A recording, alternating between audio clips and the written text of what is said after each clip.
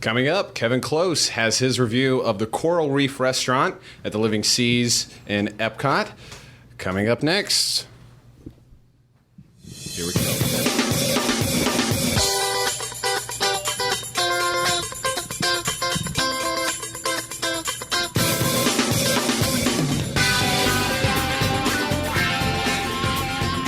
This is the Diz Unplugged, episode number 622 for the week of June 18th, 2013. The Diz Unplugged is brought to you by Dreams Unlimited Travel, specializing in helping you plan the perfect Disney World, Disneyland, or Disney Cruise Line vacation. Visit them on the web at www.dreamsunlimitedtravel.com. Well, welcome everybody to this segment of the Diz Unplugged. I am your host, Dustin West. Pete had to take care of some business in the other room there, so I'm going to host this segment for Kevin's dining room. But I am joined at the table today by my wonderful coworkers and wonderful friends, Mr. John Magi, Kevin Klose, Kathy Whirling, Corey Martin, and back in the production nook we have co-producers Sean and Craig, Williams and Thompson, crime-fighting duo. Now they're hyphenating. They're modern that way. Congratulations. Yeah. And they've taken each other's names. So, like I said, I'm just stepping in for Pete right now, and we're going to go right into the dining review of Coral Reef. This is, what, your 8th time reviewing Coral Reef? I think it's the 3rd. I'm not sure, but it's my last. Yeah, it is. Officially the last. Okay. I am done. I have eaten in this crappy restaurant 3 times now, and the food is not good. First of all, this was my very first restaurant review. Yeah. We had the sad little crab cake.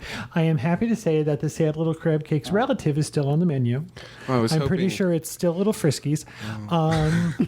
It's even the same size as a Little Friskies can. It's just, I made this reservation, and walking to the Coral Reef, you kind of leave the joy of Epcot behind.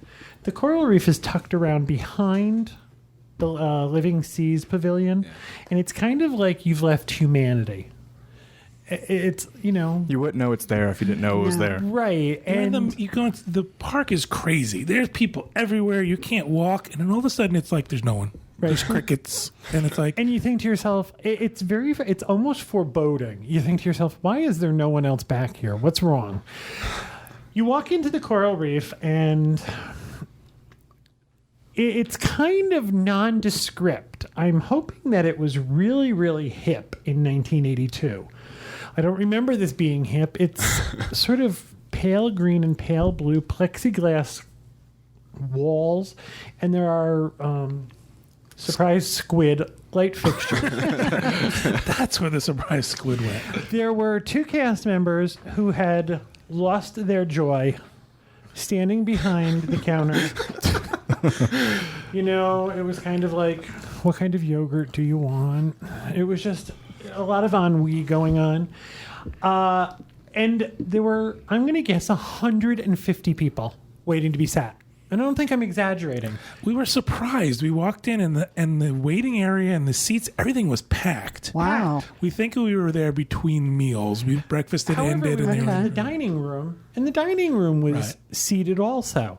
I don't know what happened. Our lunch reservation was at 12:20, and we were given a table, a very nice table. We were right up against the tank, and we noticed something. It would be like eating in a performing arts center. As long as you're looking at the tank, it's lovely. However, all you have to do is glance around to the other side, and it's a lot of hot, sweaty people all staring at you. I think we have a picture of, it's like we're looking at the tank, and the tank is beautiful, and the fish are going, and then we take a picture out into the people who are looking at us.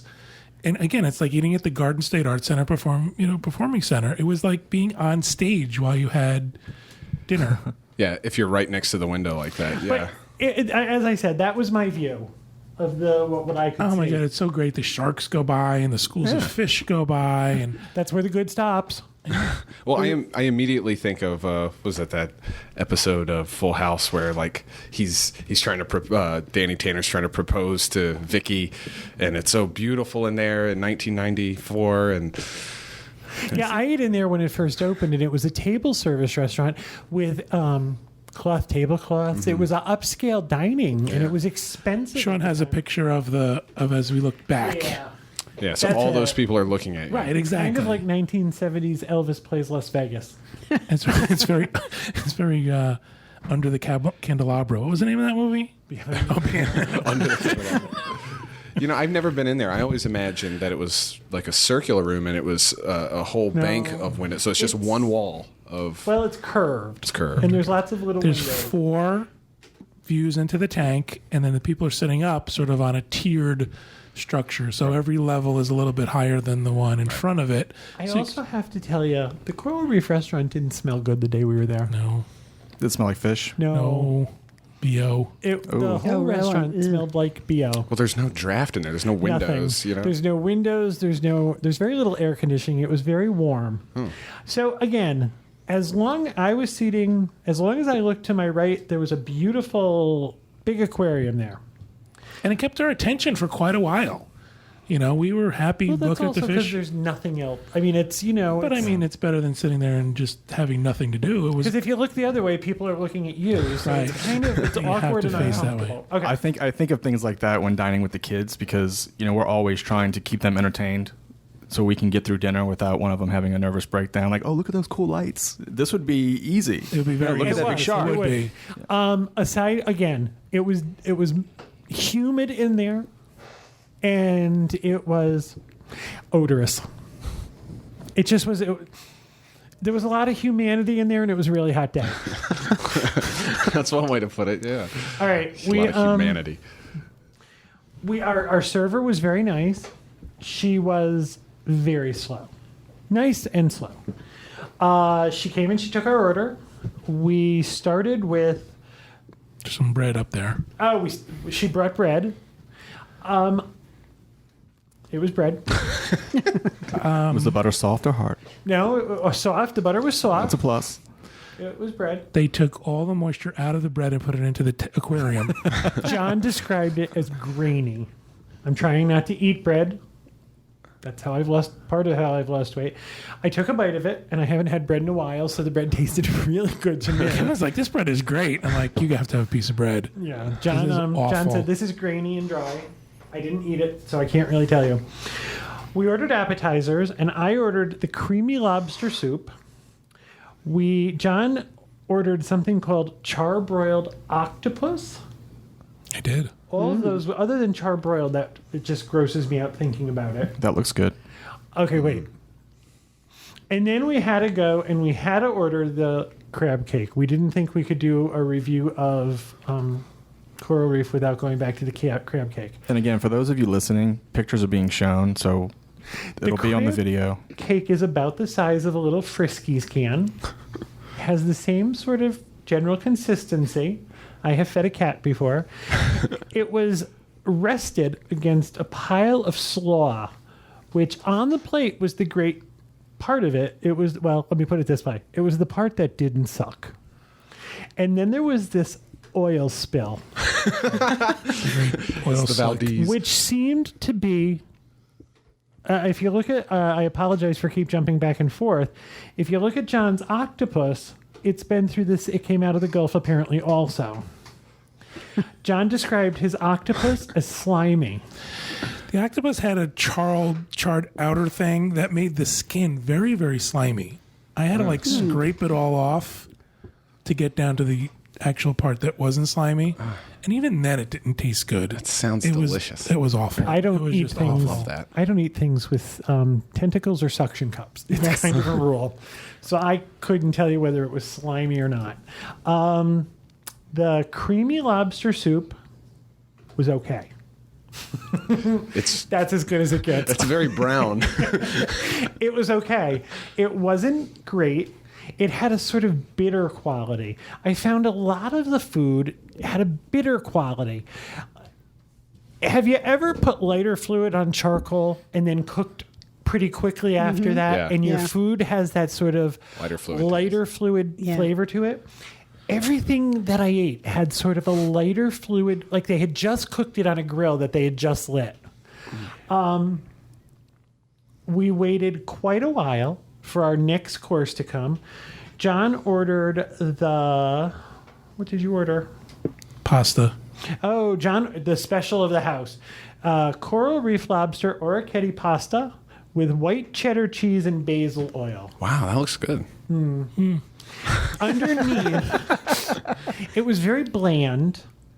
The pasta was overcooked, and underneath that is another one of those oil spills. You can see it kind of in this picture to the left. See the green oil? Shiny bit, yeah. It was just They awful. call that basil oil? Okay. Yeah. And apparently they have a lot of it. Apparently it's free. His was much more successful than mine was. His actually was edible. Calling it lobster orecchiette pasta is a bit of a misnomer. It's pasta with a couple of bites of lobster. But again, this was much more successful than what I ordered. I told the waitress I couldn't decide between the orange ginger glazed Scottish salmon and the grilled mahi-mahi with a coconut curry sauce. She suggested the salmon. It's ginger salmon with vegetable stir fry. Again, the stir fry had a slightly charcoal or a slightly lighter fluid taste to it. It was a little bit of onion and some green beans, and I believe there was a little bit of asparagus in there. However, it was topped by the slimiest piece of salmon I've ever tasted. How could it be slimy? I don't know how they did it. I don't know. Salmon, once you cook it, usually has a dry, flaky Yeah. feel to it. This had a layer of oil between each flake. It just had a slime to it. I took a couple of bites of it, and John kept saying to me, "You're not going to eat that, are you?" I said, no, but it's okay." Was it medium rare? Is that why? She didn't ask me how I wanted it prepared. It seemed to be cooked all the way through. However, it had no firmness to it. It was very... I smelled it was six frozen. times. I think the problem was it was frozen, and if you cooked fish or had fish that was frozen, it breaks down the meat. And that's what this had the texture of. It was very slimy and gross. To be honest, I'm a good eater, and I've been watching what I eat. So vegetables and fish was right up my alley, and I was hungry. And 2/3 of it went back, which should tell you something. I mean, I was hungry. Now, this is a piece of slimy, oily fish, and as John said, we think it was frozen. This was $23.99. Oh, Now, if you look at this menu, there's some stuff on there that's very expensive. And I thought about ordering the steak. The steak is the most expensive thing on the menu. And I thought about ordering that, and you can get a side lobster tail for $9. Decided against it.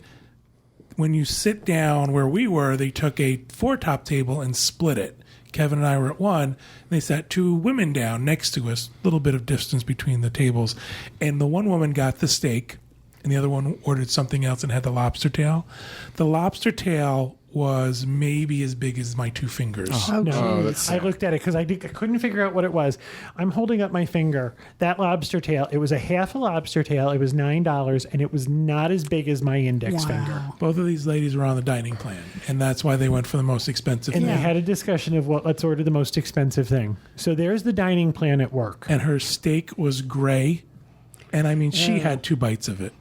And If it that was a 3/4 of an inch thick, it was not. It was not what I consider to be a steak. It was beef. Let me put it that way. now let me ask you this: is there anything going on right now where there's special dinner parties or special events where they have like these, like how Candlelight Processional would have those special dinners, stuff where they're mass producing something like Nothing this? that's going on now. This is their regular menu. This is what they serve all They the asked time. us several times if we were on the dining plan, but other than that, I mean, this is just their lunch menu. And as I said, their lunch menu, John ordered the orecchiette pasta, and that was $28.49. That's Really? a For $30 that? bowl of pasta. Wow. I've never had a $30 bowl of pasta. That's it right there. It's lobster in there, right? If there's an ounce and a half, it would be a lot. It's like it's part of the claw. Is pretty much all there is in there. There's like a little, maybe it's again an ounce of pasta of lobster. And again, my entree was $23.99. Now, we did get dessert. I want you to know that we had I just want you to keep track. You guys don't have to bounce back with the picture. We did order 3 appetizers. The soup was $8.49. John's disgusting pile of slimy octopus was $9.99, and the crab cake was $12, $11.99. So we're not talking inexpensive here. This food should be really good. Yeah, for $12 for a crab cake, it should be really good. A crab cake. It was not a good crab cake. I keep referring to it as the size of Little Friskies. It had the consistency of cat food. No, nothing holding it together. Right. I understand people don't want a whole crab cake made of filler, but some of it holds it together. Yeah. We ordered dessert, and everybody raves about the wave. This is that's drinks. This is served with raspberry gelato. There is a Hostess ring ding. A warm Hostess ring ding. It's about the size of a ring ding. It has a little bit of liquid chocolate in the middle. There's a skid mark. There's 2 raspberries. And there is, I would call it raspberry sorbet. I would not call it gelato. It has more of a frozen, icy consistency. And the cake was okay. It wasn't horrible. It wasn't not $8.49 worth of cake. What's the little bits by the gelato? Those are little chunks of semi-sweet chocolate under the. Okay. So It's good in theory. I mean, this is a dessert that's good in theory. Yeah. It see the just 2 raspberries in the middle? had poor execution. That is the best part of what I ate. That is the best part of what I ate that day. Our entire bill with Tables in Wonderland came to $96. Wow. That's after an 18% discount, And but she that's- did add in her gratuity. Kevin had a soda. I had a water. So this is now we did order 3 appetizers, which we would most people I don't think normally would, but I couldn't leave without at least Yeah. discussing the 2013 version of the crab cake. That's not too bad of a price, but any price is too high if the food sucks. Right. Okay, I would agree with you wholeheartedly. I have no problem with $50 a meal. Trust me, I don't. But for $50, Yeah. I want my food to Absolutely. be good. I want to come out and say, that was good. I'm going back. I am not going back. After 3 times for the Diz Unplugged, I'm done with the coral reef. Unless something drastic happens, they gut the place and You know how make it how nice. Pete's upset about there being a Starbucks? I think they should be taken over by Bonefish Grill. I think That they would should be a just huge completely improvement. bring in an outside vendor to make the food. Bonefish Grill can put out really good food at 1/3 of the Right. price. Yes. I think I agree. This should be licensed out to some place like Bonefish Grill, which shows you this can be done. See, when I go to a restaurant, I'm more of a when in Rome type order. I'm not going to go to if I'm going to a seafood restaurant, I'm not going to order a steak. Right. Or, I'm not going to try to order seafood at a place that's known for something else. I would have no reason to ever go here because there are a lot of great places that have seafood here in Central Florida. And you On can see off those Disney same property. fish for free on the other side. Yeah. It's not like they're hidden in You're talking about Reef. the aquarium, right? Right. You don't have to go into Coral Reef to see the aquarium. Yeah. But yeah, I agree with you, Corey. I was going to get the steak, and I thought, okay, it's known for fish. Let me get fish. and Right. try it It's out. not going to top Yachtsman. Right. You don't go to Sonny's Barbecue and order the shrimp. Right. Exactly. It's a shame because the ambiance here sounds like it could be really great. I think of it from my kids, keep them entertained while we can enjoy our dinner. I got to tell you, the place inside, aside from being a little damp and a little smelly, I find it kind of depressing.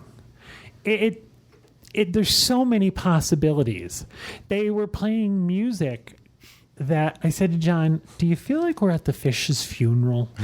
It was this quote kind of, dirgy kind of. We're playing some Little Mermaid, under the sea or something.